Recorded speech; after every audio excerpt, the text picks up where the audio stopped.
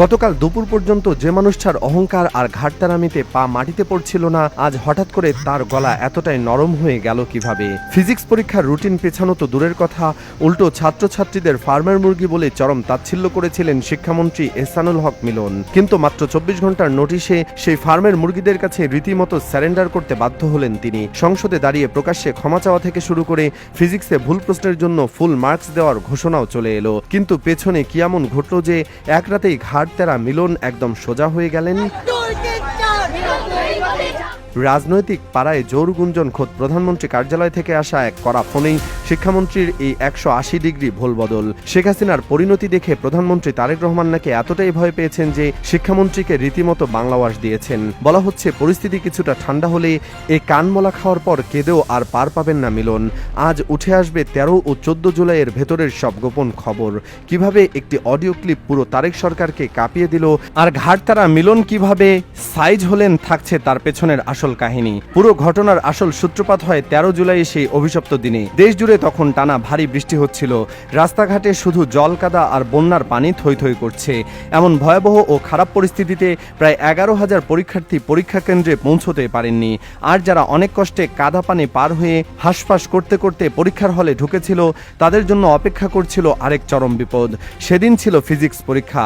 এমনিতেই সায়েন্সের স্টুডেন্টদের কাছে ফিজিক্স মানেই এক বাড়তি আতঙ্ক, আর সেই আতঙ্কের আগুনে রীতিমতো ঘি ঢেলে দিল প্রশ্নপত্র। ফিজিক্সের মতো কঠিন সাবজেক্টের 2 সেটের প্রশ্নই ছিল মারাত্মক ভুলে ভরা। একদিকে প্রাকৃতিক দুর্যোগের ধকল, আর অন্যদিকে প্রশ্নপত্রে ভুলের ফাঁদ। এই জোড়া ধাক্কায় ছাত্রছাত্রীদের ক্ষোভ তখন বারুদের মতো ফুঁসছিল। পরবর্তীতে তারা বাধ্য হয়ে দাবি তুলল এমন অমানবিক পরিস্থিতিতে পরীক্ষা স্থগিত করতে হবে। বৃষ্টিতে ভিজে কাদা মেখে এমনিতেই তাদের মেজাজ ছিল চরম পর্যায়ে, তার ওপর প্রশ্নপত্রে এমন ভুল দেখে তাদের মাথা পুরোপুরি নষ্ট হয়ে যাওয়ার উপক্রম হয়। কিন্তু তাদের এই কষ্টের কথা শোনার মতো কেউ ছিল না। একটা দেশের শিক্ষা ব্যবস্থা কতটা খারাপ হলে এমন দুর্যোগের দিনেও জোর করে পরীক্ষা নেওয়া হয়, সেটা ভেবেই অবাক হচ্ছিলেন অনেকেই। ছাত্ররা যখন রাস্তায় কাদার মধ্যে গড়াগড়ি খাচ্ছে, তখন মন্ত্রী সাহেবরা এসির বাতাসে বসে আরাম করছিলেন। পরীক্ষার হলে ভিজে চুপসে যাওয়া ছেলে মেয়েগুলো যখন দেখলো যে তাদের ভবিষ্যৎ নির্ধারণ করার ফিজিক্স প্রশ্নেই এমন মারাত্মক ভুল, তখন তাদের রাগের মাত্রা আকাশ ছুঁয়ে যায়। তারা খুব ভালোভাবে বুঝতে পারলো যে এই সিস্টেম তাদের কোনো মূল্যায়ন করছে না এবং করবেও না। আর ছাত্রদের এই চরম কষ্টের ডাক একদমই গায়ে মাখেননি শিক্ষামন্ত্রী এহসানুল হক মিলন। 14 জুলাই সকাল থেকেই তিনি ছিলেন তার চরম অহংকারের রূপে। ছাত্রছাত্রীদের যৌক্তিক দাবির মুখে রীতিমতো বুড়ো আঙুল দেখিয়ে দুপুর পর্যন্ত নিজেদের সিদ্ধান্ত অটল ছিলেন তিনি। আর সেই চরম ঘাটতারামের কারণে পরিস্থিতি আরও ঘোলাটে হতে শুরু করে। ঠিক তখনই ইন্টারনেটে লিক হয়ে যায় সেই কালজয়ী অডিও ক্লিপ। আর সেই একটি ক্লিপই যেন জ্বলন্ত আগুনে এক বালতি পেট্রোল ঢেলে দিল। অডিওতে একদম পরিষ্কার শোনা যায় শিক্ষামন্ত্রী তাচ্ছিল্য করে বলছেন, এগুলো তো ফার্মের মুরগি, একটু বৃষ্টিতে ভিজলেই জ্বর চলে আসে। সাধারণ ঘরের কাদায় ভেজা ছাত্রদের তখন মনে একটাই প্রশ্ন জাগে, মন্ত্রীর মেয়ে আমেরিকায় পড়ে বলে কি আমাদের নিয়ে এমন তামাশা করার সাহস পেলেন তিনি? যাদের নুন আনতে পান্তা ফুরায়, তাদের আত্মসম্মানে এই কথাটি যেন বিষাক্ত তীরের মতো বিঁধল। গরিবের বাচ্চারা কষ্ট করে পরীক্ষা দিতে যায়, আর এসির বাতাসে বসে থাকা মন্ত্রী তাদের নিয়ে এমন মশকরা করবেন, এটা মেনে নেওয়ার মতো ছিল না। তিনি হয়তো ভেবেছিলেন এমন কথা বলে তিনি পার পেয়ে যাবেন, কিন্তু তার এই একটি কথাই যে তার গলার ফাঁস হয়ে দাঁড়াবে, সেটা তিনি ঘূর্ণাক্ষরেও ভাবতে পারেননি। ছাত্ররা পরিষ্কার বুঝতে পারল যে এই মন্ত্রী তাদের মানুষ বলেই গোনায় ধরেন না। তিনি ভাবছেন এরা ফার্মের মুরগি, যাদের কোনো জোর নেই, কোনো সাহস নেই। কিন্তু তিনি ভুলে গিয়েছিলেন এই বাংলার ছাত্র সমাজ যখন খেপে যায়, তখন ক্ষমতার গদি উল্টে যেতে সময় লাগে না। তার এই বেফাস কথাটাকে তাদের চরম বিপদে ফেলে দিল।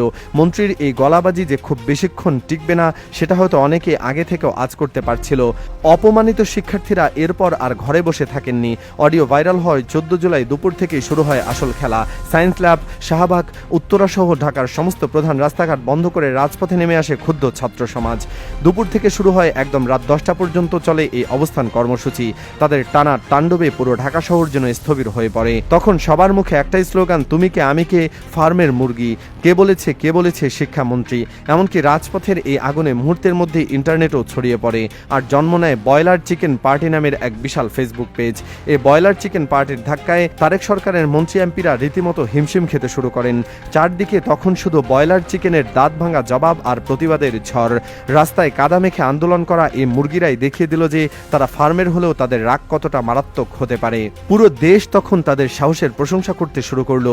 সোশ্যাল মিডিয়া থেকে শুরু করে চায়ের দোকান, সব জায়গায় শুধু একটাই আলোচনা, কিভাবে একজন মন্ত্রী এত বড় বোকামি করতে পারলেন।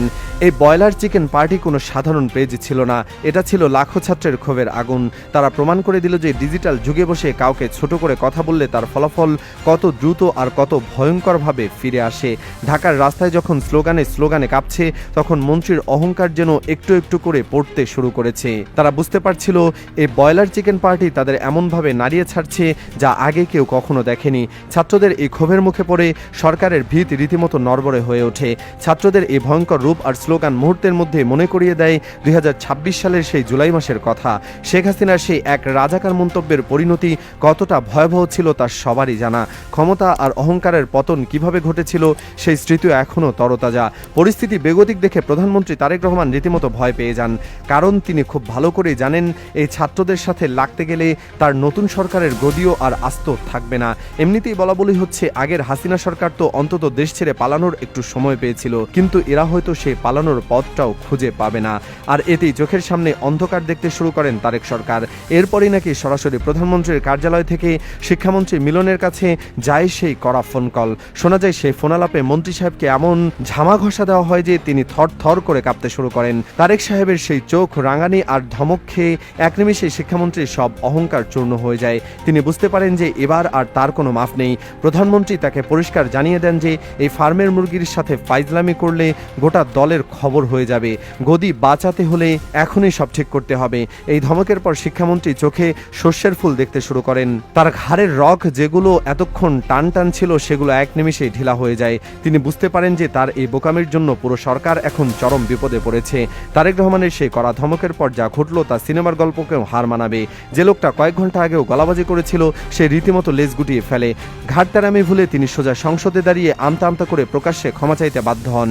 শুধু কি তাই, ফিজিক্সের ভুল 2 প্রশ্নের জন্য সবাইকে ফুল মার্কস দেওয়ার ঘোষণাও দেন তিনি।